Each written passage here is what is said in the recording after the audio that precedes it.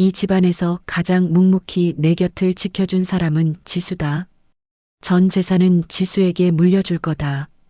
제가 그 말을 꺼낸 순간 거실이 얼어붙었습니다.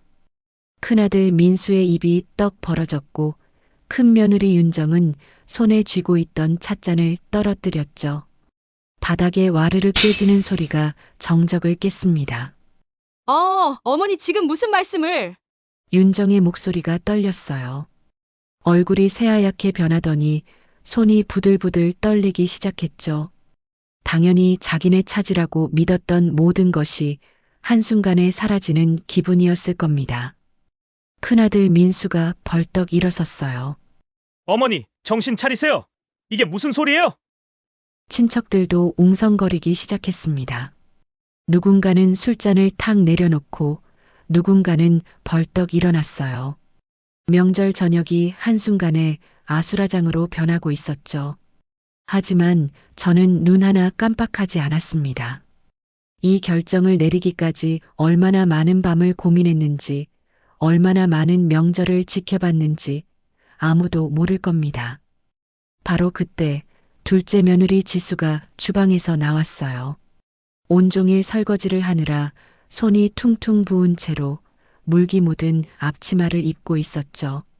지수는 상황을 파악하지 못한 채 어리둥절한 표정으로 서 있었습니다. 이 이야기는 그날로부터 시작됩니다. 아니, 정확히는 그 일이 있기 전으로 돌아가서 시작해야겠네요. 저는 김금자, 올해 73입니다. 남편을 50대 초반의 여이고 혼자서 두 아들을 키웠죠. 큰아들 민수는 48, 둘째 성준이는 45입니다. 두 아들 모두 결혼해서 각자 가정을 이루고 살고 있어요. 추석이 이틀 앞으로 다가온 날이었습니다. 저는 혼자 집안을 정리하며 명절 준비를 시작했어요. 제사상에 올릴 음식 목록을 적고 장볼 리스트를 만들고 냉장고를 점검했죠. 오후 2시쯤 현관문이 열리는 소리가 들렸습니다. 어머님 왔어요. 둘째 며느리 지수였어요. 큰 가방 2개를 양손에 들고 들어오는 모습이 보였죠. 숨을 헐떡이고 있었습니다. 지수야. 벌써 왔구나. 네, 오늘부터 같이 준비하려고요. 어머님 혼자 하시면 힘드시잖아요. 지수는 가방을 내려놓더니 바로 신발을 벗고 안으로 들어왔어요. 가방 안에는 앞치마, 고무장갑, 그리고 직접 담근 김치까지 들어 있었죠. 어머님, 저 옷 갈아입고 바로 시작할게요. 그래, 고맙다. 지수는 옷을 갈아입고 머리를 단정하게 묶었습니다. 그리고는 부엌으로 가서 냉장고를 열어 재료들을 확인하기 시작했어요. 말이 많지 않았지만 행동이 빨랐죠. 어머님, 감자는 몇 개나 필요해요? 20개쯤 깎아야 할 거야. 동그랑땡도 많이 만들어야 하니까. 알겠어요. 지수는 싱크대 앞에 앉아 감자를 깎기 시작했습니다. 손놀림이 능숙했어요. 매년 명절 때마다 이렇게 와서 도와주었거든요. 저는 지수를 보며 마음이 편해졌습니다. 이 아이가 있으니 든든했죠. 혼자였다면 밤을 새워도 모자랄 일들이었으니까요. 저녁 6시쯤 되자 큰 며느리 윤정에게서 전화가 왔어요. 어머니, 저 내일 아침에 갈게요. 응, 그래. 애들이 학원 끝나는 시간이 늦어서요. 그리고 큰애가 감기 기운이 있어서 병원도 가야 하고. 늘 듣던 말이었습니다. 애들 핑계, 몸이 안 좋다는 핑계, 바쁘다는 핑계. 윤정은 항상 이런 식이었어요. 그래, 알았다. 조심해서 와. 그리고 어머니 갈비찜 많이 해주세요. 우리 애들이 진짜 좋아하거든요. 응. 전화를 끊고 나니 한숨이 나왔습니다. 지수가 걱정스러운 표정으로 저를 봤어요. 언니 내일 오신대요? 응, 그렇대. 매번 그러시네요. 지수의 목소리에는 불평이 없었습니다. 그냥 담담하게 받아들이는 거였죠. 이 아이는 늘 이랬어요. 불공평해도 참고 힘들어도 참고. 지수야, 너만 고생이구나. 아니에요, 어머님. 제가 좋아서 하는 거예요. 저는 지수의 손을 잡았습니다. 거칠어진 손이었어요. 집안일을 많이 해서 그런 거겠죠. 밤 10시까지 우리는 부엌에서 일했습니다. 전을 부치기 위해 밀가루 반죽을 만들고 파를 썰고 고기를 다지고 생선을 손질했어요. 지수는 한 번도 앉지 않고 계속 서서 일했죠. 어머님, 좀 쉬세요.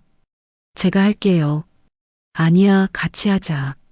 너만 시키면 미안하잖아. 괜찮아요. 저는 힘들지 않아요. 하지만 지수의 얼굴에는 피곤함이 역력했습니다. 눈밑이 검게 변했고 이마에는 땀이 맺혀 있었어요. 그래도 멈추지 않고 계속 일했죠. 밤 12시가 넘어서야 우리는 전 부치기를 시작했습니다. 종류별로 수십 개씩 만들어야 했어요. 지수는 프라이팬 2개를 동시에 돌리며 전을 부쳤습니다. 왼손으로 하나, 오른손으로 하나.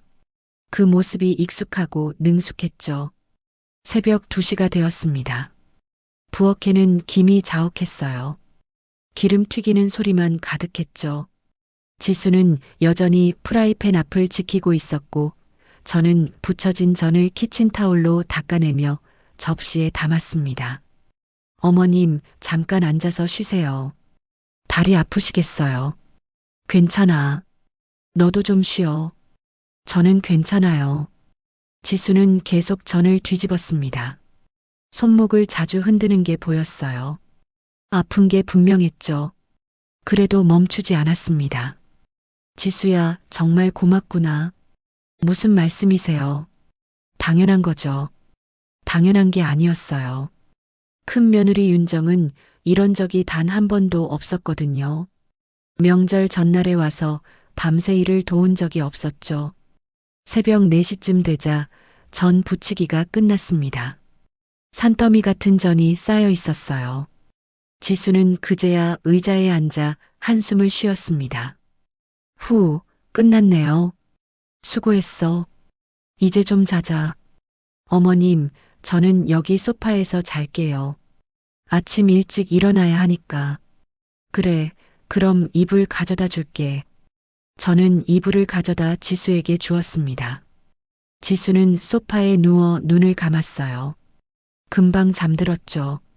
얼마나 피곤했으면 그렇게 빨리 잠들었을까요? 저는 지수를 보며 눈시울이 뜨거워졌습니다. 진짜 딸보다 더 잘해주는 며느리였어요. 아무 대가도 바라지 않고 그냥 묵묵히 제 곁을 지켜주는 아이였죠. 다음 날 아침 6시 알람이 울렸습니다. 저는 부엌으로 나갔어요. 지수는 벌써 일어나 있었죠. 어머님, 주무셨어요? 응, 너는? 저도 잘 잤어요. 지수의 얼굴에는 피곤함이 가시지 않았습니다. 고작 2시간 잔 거였으니까요. 하지만 불평하지 않고 앞치마를 두르고 있었어요.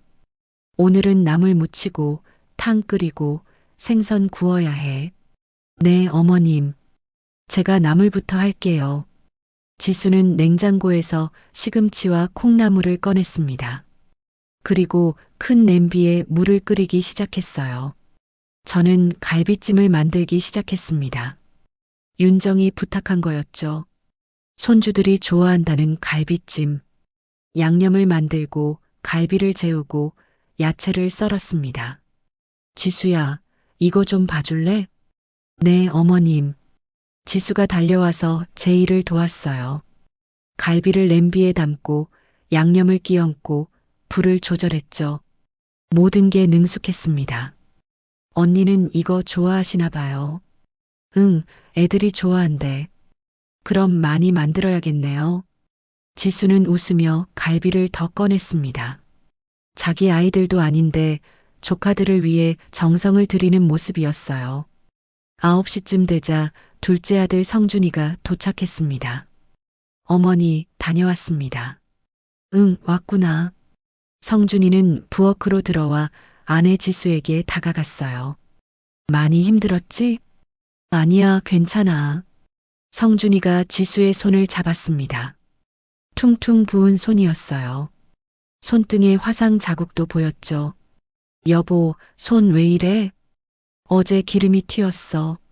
괜찮아. 성준이의 얼굴이 일그러졌습니다. 미안함과 고마움이 섞인 표정이었죠. 미안해. 내가 도와줘야 하는데. 무슨 소리야? 당연한 거지. 저는 두 사람을 보며 마음이 아팠습니다. 둘째 부부는 항상 이랬어요. 묵묵히 희생하고 참고 이해하고 큰 소리 한 번 내지 않았죠. 11시가 조금 넘어서 현관문이 열렸습니다. 큰아들 민수 가족이 도착한 거였어요. 어머니 왔습니다. 민수가 먼저 들어왔습니다. 그 뒤로 윤정이 명품 핸드백을 들고 들어왔어요. 화장을 진하게 하고 깔끔한 옷을 입고 있었죠. 어머니, 오랜만이에요. 응, 왔구나. 윤정은 거실로 들어가 소파에 앉았습니다. 아이들도 따라 들어와 앉았어요. 부엌은 거들떠보지도 않았죠. 어머니, 음식 많이 만드셨어요? 응, 지수가 도와줘서 다 만들었어.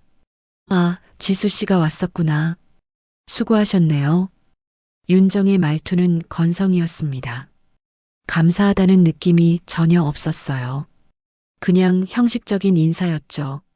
지수는 주방에서 나와 윤정에게 인사했습니다. 언니 오셨어요. 응, 애들 때문에 늦었어. 큰애가 감기 기운이 있어서 병원 갔다 왔거든. 그래요? 괜찮아요? 응, 약 먹으면 나을 거래. 대화는 거기서 끝났습니다. 윤정은 다시 스마트폰을 들여다봤어요. 지수는 부엌으로 돌아가 설거지를 계속했죠. 저는 그 모습을 보며 씁쓸했습니다. 밤새 일한 사람은 여전히 일하고 있고 막 온 사람은 편하게 앉아 쉬고 있었으니까요. 점심 준비가 끝날 무렵 윤정이 부엌으로 들어왔습니다. 어머니, 제가 뭐 도와드릴까요? 아니야, 다 끝났어. 아, 그래요? 제가 좀 일찍 올 걸 그랬나 봐요. 윤정의 말은 진심이 아니었어요. 안도하는 표정이 역력했죠. 일 안 해도 되니 다행이라는 얼굴이었습니다. 지수 씨, 정말 수고 많으셨네요. 아니에요, 언니. 저는 애들 때문에 정신이 없어서요. 지수 씨가 이해해 주셔서 다행이에요. 윤정은 생색을 내듯 말했습니다. 마치 자기도 바빴다는 걸 강조하는 것 같았어요. 점심상을 차리기 시작했습니다. 지수가 거의 다 했죠. 윤정은 수저만 나르며 도왔어요. 그것도 몇 번 하더니 아이들 핑계를 대고 거실로 갔습니다. 애들 밥 먹여야 해서요. 상을 다 차린 후 가족들이 모였습니다. 민수와 성준이, 윤정과 지수, 그리고 손주들. 제사를 지내기 전에 먼저 식사를 했어요. 어머니, 갈비찜 정말 맛있어요. 윤정이 갈비를 집어먹으며 말했습니다. 지수가 만들었어. 아, 그래요? 지수 씨 솜씨가 좋네요. 윤정은 계속 갈비만 집어먹었습니다. 접시 가득 담아서는 아이들 앞에 놓았어요. 애들아, 많이 먹어. 저는 그 모습을 보며 아무 말도 하지 않았습니다. 매년 똑같은 풍경이었으니까요. 오후 2시 친척들이 하나둘 모이기 시작했습니다. 시댁 식구들이었어요. 남편의 형제들과 조카들, 그 가족들까지. 집안이 순식간에 북적거렸죠. 제사상을 차리기 시작했습니다. 지수가 거의 다 준비했어요. 음식을 담고 위치를 정리하고 과일을 올리고 윤정은 옆에서 구경만 했죠. 지수야, 이거 여기 놓으면 돼? 네, 어머님. 그렇게 하세요. 지수는 땀을 흘리며 일했습니다.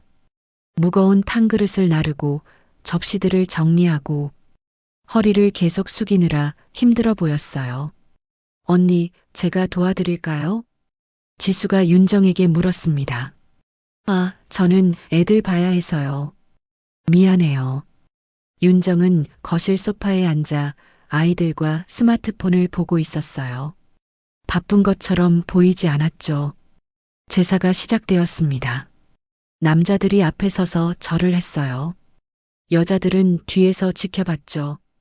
제사가 끝나고 음복을 시작했습니다. 친척들이 상 앞에 둘러앉았어요. 음식을 먹기 시작했죠. 야, 이 갈비찜 진짜 맛있네. 동그랑땡도 좋은데? 올해 음식 진짜 잘했네. 칭찬이 쏟아졌습니다. 저는 옆에 있던 지수를 가리키며 말했어요. 지수가 다 만들었어. 아, 그래요? 둘째 며느리 솜씨 좋네요. 고생 많으셨겠어요. 친척들이 지수를 칭찬했습니다.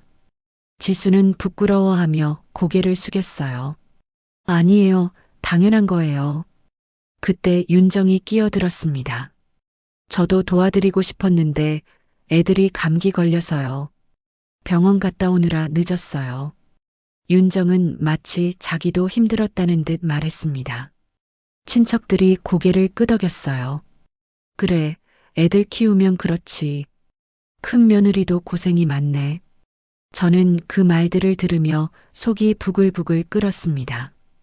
윤정은 아무것도 하지 않았는데 마치 뭔가를 한 것처럼 행동했어요. 생색만 내는 거였죠. 식사가 끝난 후 친척들은 거실에 모여 앉았습니다. 남자들은 술을 마시고 여자들은 수다를 떨었어요. 지수는 혼자 부엌에서 설거지를 시작했습니다. 산더미 같은 그릇들이 쌓여 있었죠. 지수 씨, 도와드릴까요? 친척 중 한 명이 물었습니다. 아니에요, 괜찮아요. 혼자 하기 힘들 텐데. 괜찮아요. 금방 끝나요. 지수는 혼자 묵묵히 설거지를 했습니다. 손이 더 퉁퉁 부어 올랐어요. 찬물에 오래 담가서 그런 거겠죠. 저녁이 되자 친척들이 하나둘 집으로 돌아갔습니다. 남은 음식을 나눠주기 시작했어요. 저는 비닐봉지와 통을 꺼내 음식을 담기 시작했죠. 어머니, 저희도 좀 싸갈게요. 윤정이 부엌으로 들어왔습니다. 손에는 큰 가방을 들고 있었어요. 응, 가져가. 윤정은 갈비찜을 가장 많이 담았습니다. 큰 통에 가득 담더니 전도 한가득 챙겼어요. 나물 반찬들도 빠짐없이 챙겼죠. 애들이 진짜 좋아할 거예요. 윤정의 손놀림은 빨랐습니다. 순식간에 가방을 가득 채웠어요. 마치 연습이라도 한 것처럼 능숙했죠. 어머니, 이만 가볼게요. 애들 학원 보내야 해서요. 그래, 조심해서 가. 윤정은 가방을 들고 나갔습니다. 민수도 따라 나갔어요. 인사도 짧았죠. 어머니, 다녀올게요. 응. 큰아들 부부가 나간 후 저는 한숨을 쉬었습니다. 매년 똑같았어요. 일은 안 하고 음식만 챙겨가는 모습. 생색은 내고 칭찬은 받고 지수는 여전히 설거지를 하고 있었습니다. 거의 끝나가고 있었어요. 어머님, 거의 다 끝났어요. 고생했다, 지수야. 아니에요. 지수는 웃으며 마지막 그릇을 닦았습니다. 손이 빨갛게 부어올라 있었어요. 하지만 불평하지 않았죠. 어머님, 저희도 이제 갈게요. 성준이가 말했습니다. 응, 그래. 조심해서 가. 어머니, 건강하세요.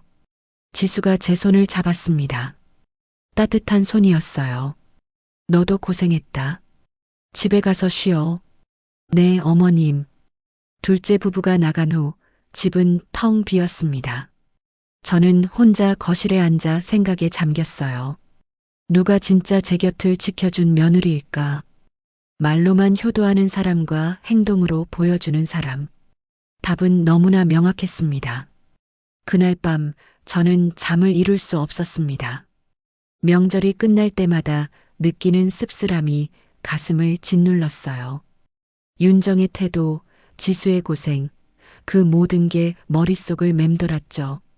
저는 침대에서 일어나 서재로 갔습니다. 책장 뒤에 숨겨둔 금고를 열었어요. 그 안에는 통장들이 가지런히 정리되어 있었죠. 제가 평생 모은 돈이었습니다. 젊었을 때 작은 가게를 했었어요. 옷가게였죠. 새벽같이 일어나 동대문 시장에 가서 옷을 떼어오고 가게를 열고 저녁 늦게까지 장사를 했습니다. 남편이 돌아가신 후에는 더 열심히 일했어요. 두 아들을 키워야 했으니까요. 낮에는 가게 일을 하고 밤에는 미싱을 돌려 옷을 수선했죠.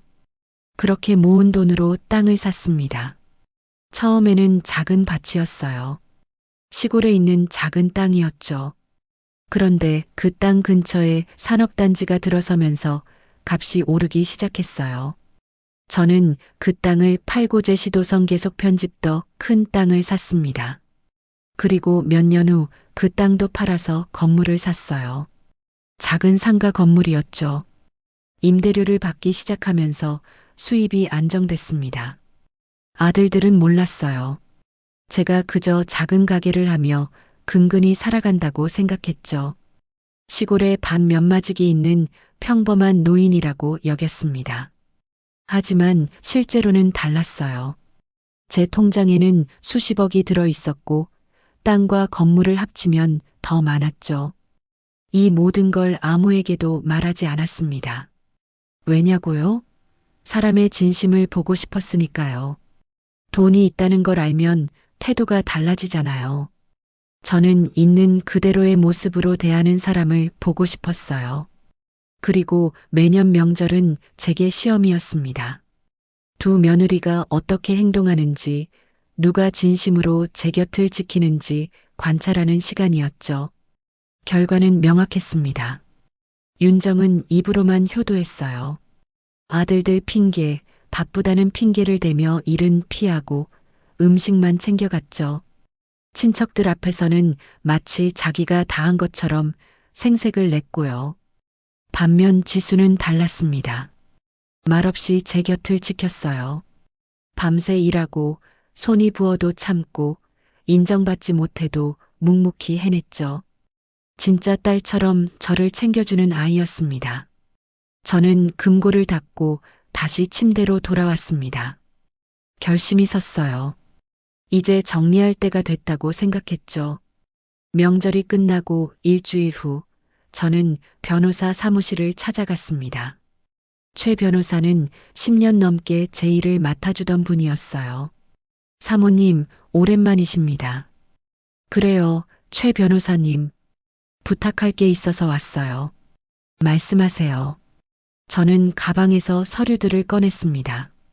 땅 등기부, 건물 등기부, 통장 사본들. 제 전 재산 목록이었죠. 유언장을 쓰려고 합니다.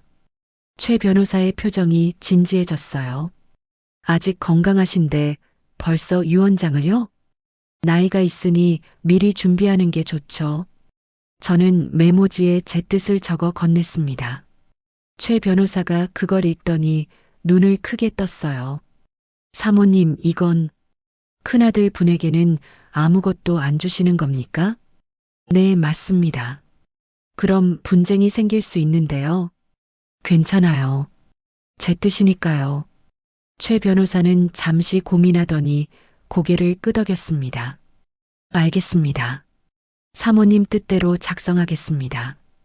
일주일 후 유언장이 완성됐습니다. 저는 그 문서를 받아들고 한참을 들여다봤어요. 제 평생의 결정이 담긴 종이었죠. 이 집안에서 가장 묵묵히 내 곁을 지켜준 사람은 둘째 며느리 지수다. 나의 전 재산, 토지와 건물, 예금 모두를 지수에게 물려준다. 큰아들 민수와 둘째 아들 성준에게는 각각 5천만 원씩만 남긴다. 문서 끝에는 이렇게 적혀 있었습니다. 명절은 밥상을 차리는 날이 아니라 마음을 차리는 날이다. 고생한 자가 대접받는 것이 세상의 이치다. 저는 그 유언장에 서명했습니다. 손이 떨렸어요. 하지만 후회는 없었습니다. 이것이 옳은 일이라고 확신했으니까요. 몇 달 후 설날이 다가왔습니다. 또 명절이 온 거였죠. 저는 이번에도 두 며느리의 태도를 지켜봤어요.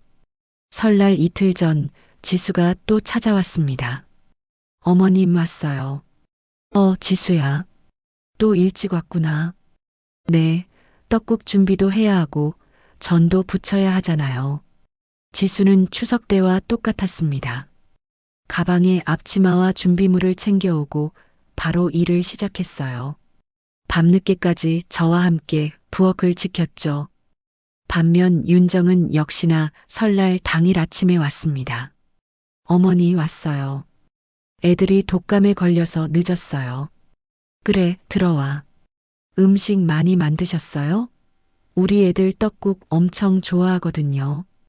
윤정은 거실에 앉자마자 스마트폰을 꺼냈습니다. 부엌은 쳐다보지도 않았어요. 제사를 지내고 식사를 하고 친척들이 모였습니다. 모든 게 추석 때와 똑같았죠. 지수는 일하고 윤정은 생색을 냈습니다. 어머니 음식 솜씨가 정말 좋으시네요. 친척 하나가 말했어요. 지수가 거의 다 만들었어요. 제가 대답했습니다. 아, 그렇군요. 둘째 며느리가 효녀네요. 그때 윤정이 끼어들었죠. 저도 도와드리고 싶은데 애들이 아파서요.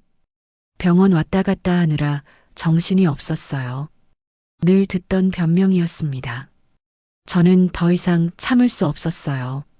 이번 명절이 끝나면 진실을 밝히기로 결심했죠. 설날 저녁 친척들이 거의 다 돌아가고 두 아들 가족만 남았습니다. 저는 그들을 거실로 불러 모았어요. 다들 앉아봐. 할 얘기가 있어. 민수와 성준이, 윤정과 지수가 소파에 앉았습니다. 모두 궁금한 표정이었죠. 어머니, 무슨 일이세요? 민수가 물었습니다. 저는 가방에서 서류 봉투를 꺼냈어요. 유언장과 재산 목록이 들어있는 봉투였죠. 너희들이 모르는 게 있어. 뭐가요? 나한테 재산이 좀 있다. 재산이요?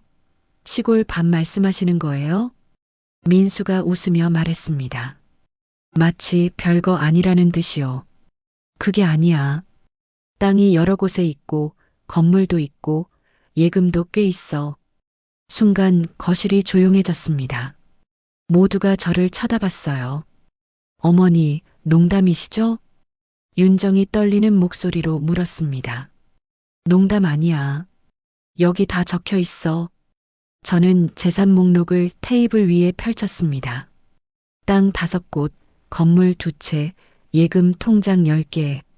총액은 50억이 넘었어요. 민수의 입이 떡 벌어졌습니다. 윤정은 눈이 휘둥그레졌고요.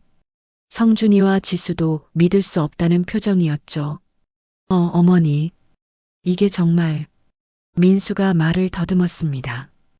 응, 전부 내 거야. 평생 모은 거지. 그런데 왜 말씀 안 하셨어요? 너희 진심을 보고 싶었으니까. 저는 유언장을 꺼내 들었습니다. 그래서 유언장을 썼어. 유언장이요? 윤정의 목소리가 떨렸어요. 기대감이 섞인 목소리였죠. 이 집안에서 가장 묵묵히 내 곁을 지켜준 사람은 지수다. 지수가 깜짝 놀라며 저를 봤습니다. 어머님, 전 재산은 그녀에게 물려준다. 순간 정적이 흘렀습니다. 윤정의 얼굴이 새하얗게 변했어요. 민수는 벌떡 일어섰죠. 어머니, 지금 무슨 말씀을 하시는 겁니까? 들은 그대로야. 내 재산은 지수한테 다 준다. 말도 안 돼요. 저는 큰 며느리예요. 큰아들한테 줘야죠. 윤정이 소리쳤습니다. 얼굴이 빨개졌어요. 너한테 줄 이유가 없어. 뭐가 없어요? 저도 명절 때마다 왔잖아요. 왔어. 음식 다 만들어진 다음에. 그리고 포장만 잔뜩 해갔지. 제 말에 윤정이 말문이 막혔습니다. 저는 애들 때문에. 핑계야. 매번 핑계만 댔어. 일은 안 하고 생색만 냈지. 윤정의 눈에서 눈물이 흘렀습니다. 하지만 분노의 눈물이었어요. 이건 불공평해요. 저도 며느리예요. 며느리지. 하지만 가족은 아니야. 저는 지수를 바라봤습니다. 지수는 달라. 말없이 내 곁을 지켰어. 밤새 일하고 손 부어도 참고 인정받지 못해도 묵묵히 해냈지. 이 아이가 진짜 내 딸이야. 지수가 눈물을 흘렸습니다. 이번에는 감동의 눈물이었어요. 어머님, 지수야 고마웠어. 내가 있어서 내가 버텼어. 저는 지수의 손을 잡았습니다. 민수가 테이블을 쾅 쳤습니다. 어머니, 정신 차리세요. 저는 큰아들이에요. 어떻게 동생 마누라한테 다 주실 수가 있어요? 너한테도 줄 거야. 5천만 원. 5천만 원이요? 그게 뭐예요? 재산이 50억이 넘는다며요. 많아. 내가 나한테 해준 것에 비하면. 제 말에 민수의 얼굴이 일그러졌습니다. 어머니, 저는 큰아들이에요. 어머니를 모셔야 하는 사람이고요. 모셨어? 언제? 항상 찾아뵙고 명절 때마다 왔잖아요. 명절 때 와서 밥만 먹고 갔지. 너희 부부가 뭘 도와줬니? 민수가 입을 다물었습니다. 할 말이 없었던 거죠. 윤정이 다시 소리쳤어요. 이건 말이 안 돼요. 법적으로도 문제가 있을 거예요. 문제 없어. 변호사랑 다 확인했어. 유 원장은 법적으로 유효해. 윤정이 주저앉으며 울기 시작했습니다. 어머니, 제발이요. 우리도 생각해 주세요. 애들 교육비도 들고 집도 사야 하고. 그건 내 문제야. 내가 왜 책임져야 해? 시어머니잖아요. 시어머니지. 하지만 너는 며느리 노릇을 안 했어. 윤정이 히스테리를 부리기 시작했어요. 이게 뭐예요? 평생 무시당하고 산 거예요? 제가 뭘 잘못했어요? 매년 명절마다 일은 안 하고 핑계만 댔어. 음식은 가장 많이 싸갔고, 친척들 앞에서 생색은 내가 다 냈지. 그게 잘못이야. 제 말에 윤정이 눈을 부릅떴습니다. 그래요. 인정해요. 저 일 싫어해요. 명절이 지겹고 제사 준비하는 거 짜증나요. 하지만 그렇다고 이렇게까지 하실 거예요? 그래서 안 주는 거야. 너는 진심이 없었어. 윤정이 벌떡 일어나 가방을 집어들었습니다. 좋아요. 이제 안 올게요. 다시는 이 집에 발도 안 들여놓을 거예요. 그래, 그러렴. 민수도 일어섰습니다. 어머니, 후회하실 거예요. 저는 큰아들인데. 큰아들이면 뭐해. 효도를 안 하는데. 민수와 윤정이 집을 나갔습니다. 문을 쾅 닫고 나가는 소리가 들렸어요. 거실에는 저와 성준이 그리고 지수만 남았습니다. 지수는 여전히 눈물을 흘리고 있었어요. 어머님, 저는 정말 몰랐어요. 지수가 떨리는 목소리로 말했습니다. 어머님이 이렇게 재산이 많으신 줄. 저는 그냥 가족이니까 당연히 해야 한다고 생각했어요. 알아, 지수야. 그래서 내가 진짜야. 성준이도 눈물을 흘렸습니다. 어머니, 저희는 받을 수 없어요. 형한테 가야죠. 아니야. 내가 정한 거야. 하지만 형이 큰아들인데. 큰아들이어서 주는 게 아니야. 효도한 사람한테 주는 거지. 저는 지수와 성준이의 손을 잡았습니다. 너희는 나한테 진심이었어. 돈이 있는지도 모르고 그냥 가족이니까 당연하다는 마음으로 날 챙겼잖아. 그게 진짜 효도야. 지수가 제 손을 꼭 잡으며 울었습니다. 어머님, 감사해요. 하지만 저는 돈 때문에 한 게 아니에요. 알아. 그래서 너한테 주는 거야. 성준이도 고개를 숙였습니다. 어머니, 죄송해요. 저희가 더 잘해드릴걸. 아니야, 충분해. 너희는 늘 내 편이었어. 우리는 한참 동안 울었습니다. 기쁨의 눈물도 있었고, 안도의 눈물도 있었어요. 그리고 서로에 대한 감사의 눈물도 있었죠. 그날 이후 큰아들 부부는 정말로 다시 오지 않았습니다. 전화도 끊어버렸어요. 친척들한테는 제가 미쳤다고 소문을 냈죠. 동생 마누라한테 재산을 다 줬대. 큰아들은 쫓아내고 나이 들어 정신이 나간 거래. 소문이 돌았습니다. 하지만 저는 개의치 않았어요. 제 선택이 옳다는 걸 알았으니까요. 지수는 처음에는 재산을 받는 것을 주저했습니다. 어머님, 정말 괜찮으세요? 형님이랑 관계가. 괜찮아. 내 결정이야. 하지만 주변에서 뭐라고 할까봐. 신경 쓰지 마. 뭐라고 하든 우리가 잘 살면 돼. 결국 지수는 재산을 받았습니다. 하지만 그걸로 사치를 부리거나 변하지 않았어요. 여전히 검소하게 살았고 저를 더 잘 챙겨줬죠. 어머님, 오늘 병원 가실 날이에요. 아, 맞다. 깜빡했네. 제가 모셔다 드릴게요. 지수는 매주 저를 병원에 데려다 줬습니다. 장도 같이 봐주고 집 청소도 도와줬어요. 돈이 생겼다고 해서 달라진 게 없었죠. 오히려 더 신경을 썼습니다. 어머님, 영양제 드셨어요? 아직? 드셔야죠. 건강이 제일 중요해요. 진짜 딸처럼 저를 챙겼어요. 저는 지수를 보며 제 선택이 틀리지 않았다고 확신했습니다. 1년이 지났습니다. 다시 추석이 돌아왔어요. 이번에는 큰아들 가족이 없었죠. 지수 가족만 왔습니다. 어머님 왔어요. 지수야. 지수는 여전히 하루 전날부터 왔습니다.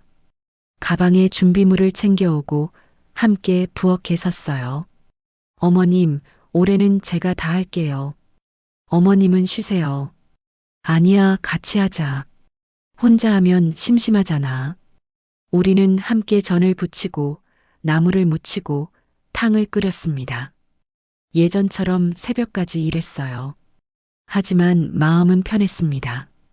윤정의 불평도 없고 생색내는 것도 없고 그냥 가족끼리 조용히 명절을 보낼 수 있었으니까요. 제사를 지내고 식사를 했습니다. 성준이 가족과 함께 둘러앉아 밥을 먹었어요. 할머니, 이거 맛있어요. 손자가 갈비찜을 먹으며 말했습니다. 그래, 많이 먹어. 할머니가 만드신 거예요? 아니, 내 엄마가 만들었어. 우와, 엄마 진짜 요리 잘한다. 손자가 지수를 보며 웃었습니다. 지수도 웃으며 아이의 머리를 쓰다듬었어요. 저는 그 모습을 보며 흐뭇했습니다. 이게 진짜 가족이구나. 돈이나 지위가 아니라 서로를 아끼고 사랑하는 마음. 그게 가족이었어요. 어머님, 제가 설거지 할게요. 아니야, 같이 하자. 어머님도 피곤하실 텐데. 괜찮아. 너랑 같이 하는 게 좋아. 우리는 함께 설거지를 했습니다. 지수가 닦고 제가 헹구고 그렇게 일하면서 이야기를 나눴어요. 지수야, 행복하니? 네, 어머님. 너무 행복해요. 미안해. 너한테 짐을 지운 것 같아서. 무슨 말씀이세요? 저는 어머님이 곁에 계셔서 행복해요. 지수의 눈에 눈물이 맺혔습니다. 어머님은 저한테 진짜 어머니예요. 친엄마보다 더 잘해주시잖아요. 너도 내 딸이야. 진짜 딸. 우리는 포옹했습니다. 따뜻했어요. 이게 가족의 온기구나 싶었죠. 건강은 예전만 못하지만 마음은 편해요.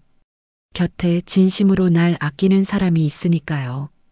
큰아들 민수와는 여전히 연락이 없습니다. 가끔 궁금하긴 해요. 잘 살고 있는지, 후회는 하는지. 하지만 제가 먼저 연락하지는 않을 겁니다. 그건 민수가 선택할 일이니까요. 지수는 여전히 저를 잘 챙깁니다. 일주일에 3번은 들러서 집 청소를 도와주고 식사도 챙겨줘요. 병원도 함께 가고 산책도 함께 하죠. 어머님, 오늘 날씨 좋은데 공원 갈까요? 그래, 가자. 우리는 손을 잡고 공원을 걷습니다.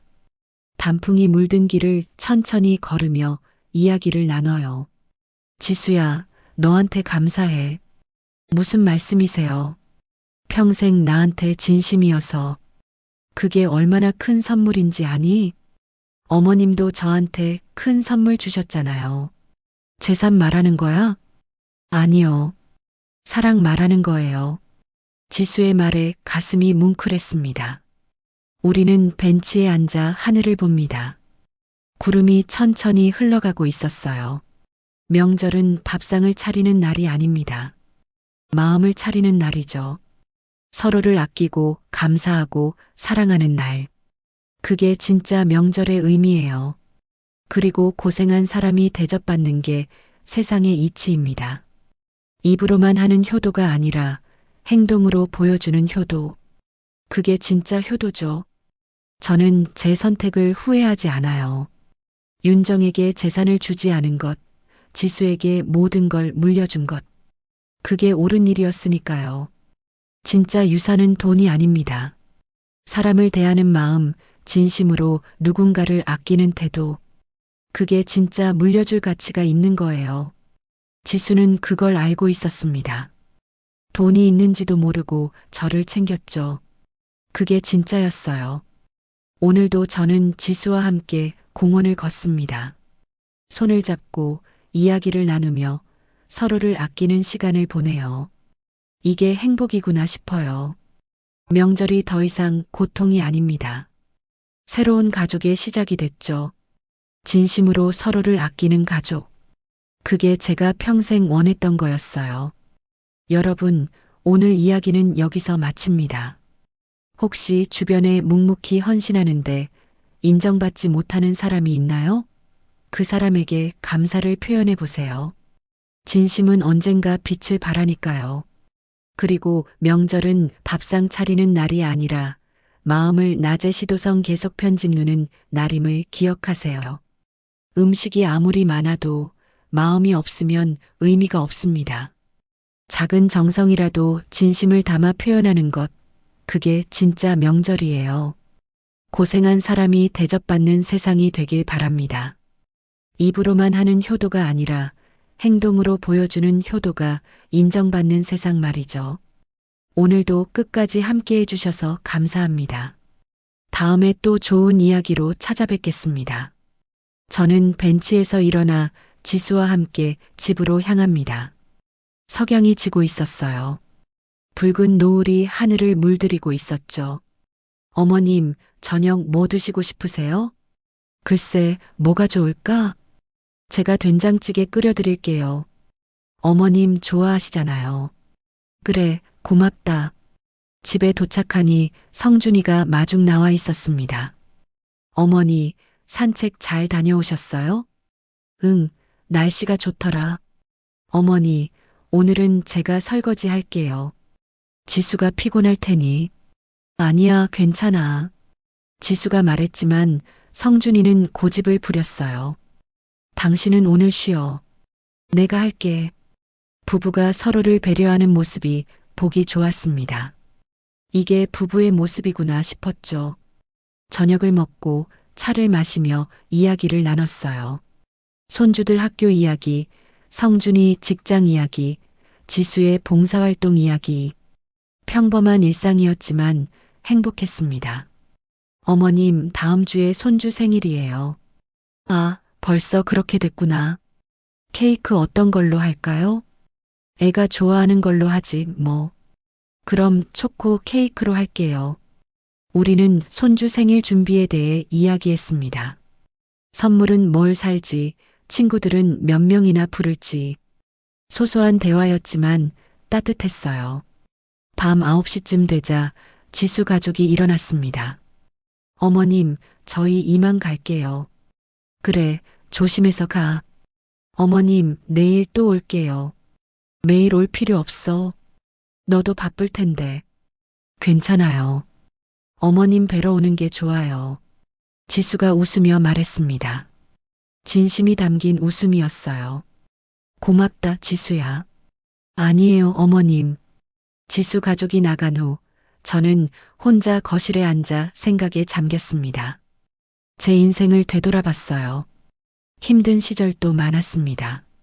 남편을 일찍 여의고 혼자 두 아들을 키우며 새벽부터 밤늦게까지 일했던 날들. 손에 물 마를 날이 없었죠. 하지만 후회는 없었습니다. 그 모든 시간이 저를 만들었으니까요. 강하고 현명하고 사람을 볼 줄 아는 사람으로. 제가 재산을 모은 건 아들들 잘 살게 해주려던 거였어요. 하지만 깨달았죠. 진짜 잘 사는 건 돈이 많은 게 아니라 마음이 풍요로운 거라는 걸. 윤정은 돈을 원했습니다. 편한 삶을 원했죠. 하지만 마음은 가난했어요. 다른 사람을 배려하지 않고 자기 것만 챙기는 사람이었죠. 반면 지수는 달랐습니다. 돈이 있는지도 몰랐지만 마음으로 저를 섬겼어요. 진심으로 가족을 아꼈죠. 그게 진짜 부자였습니다. 저는 책상 서랍을 열어 유언장을 다시 꺼내봤어요. 제 결정이 적힌 종이었죠. 이 집안에서 가장 묵묵히 내 곁을 지켜준 사람은 둘째 며느리 지수다. 그 문장을 읽으며 다시 한번 확신했습니다. 제 선택이 옳았다고. 창밖을 보니 별이 빛나고 있었어요. 남편이 하늘에서 보고 있을까요? 제 결정을 어떻게 생각할까요? 아마 웃고 있을 겁니다. 잘했어, 당신다워. 그렇게 말하며 고개를 끄덕이고 있을 거예요. 저는 창문을 닫고 침대로 향했습니다. 오늘도 평화로운 하루였어요. 내일도 지수가 올 겁니다. 함께 차를 마시고 이야기를 나누고 웃고 울고.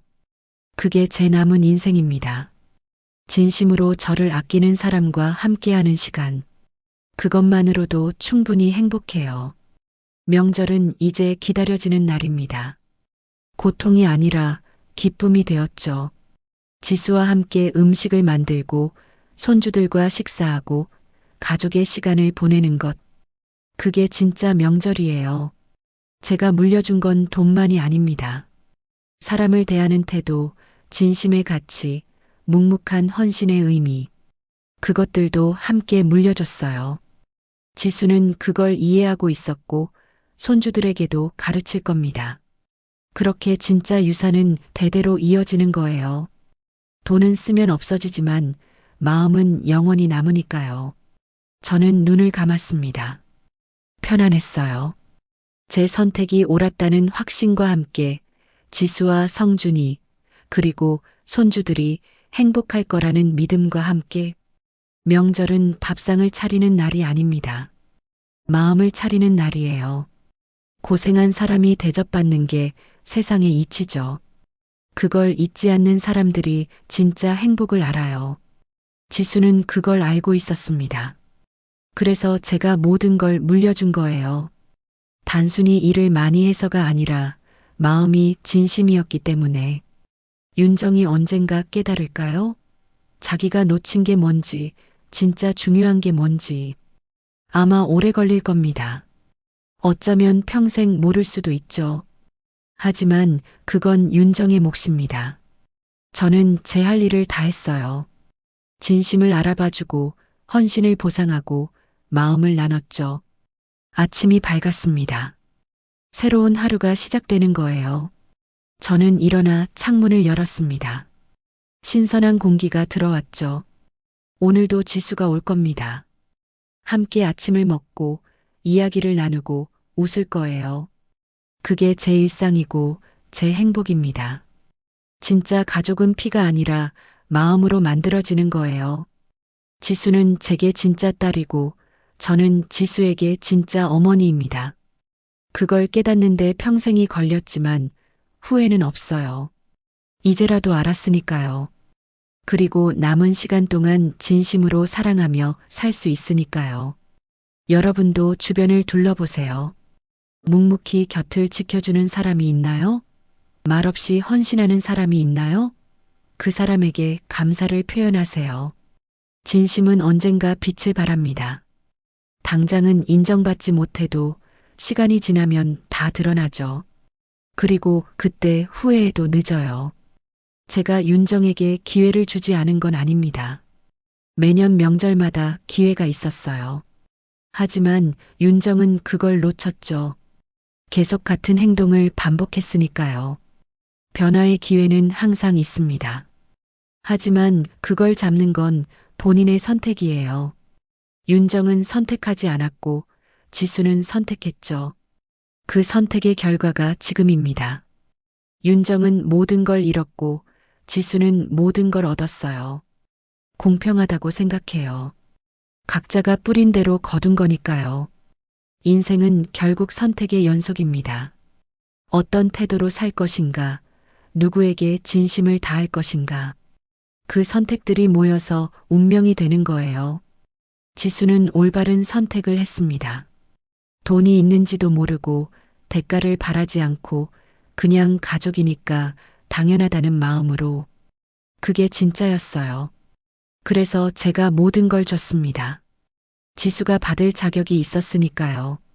평생 묵묵히 헌신한 사람에게 주는 상이었죠. 명절이 다가올 때마다 저는 이 결정을 떠올립니다. 그리고 다시 한번 확신해요. 제가 옳았다고. 마음을 나누는 명절, 진심을 확인하는 명절, 가족의 의미를 되새기는 명절. 그게 진짜 명절이에요. 여러분의 명절은 어떤가요? 혹시 밥상만 차리느라 지쳐있진 않나요? 혹시 생색만 내는 사람 때문에 속상하진 않나요? 기억하세요. 고생한 사람이 대접받는 게 세상의 이치입니다. 지금 당장은 아니어도 언젠가는 그렇게 될 거예요. 그리고 진심은 반드시 통합니다. 지수처럼 묵묵히 최선을 다하면 언젠가는 인정받을 날이 와요. 포기하지 마세요. 계속 진심을 다하세요. 그게 결국 여러분을 행복하게 만들 겁니다. 저처럼요.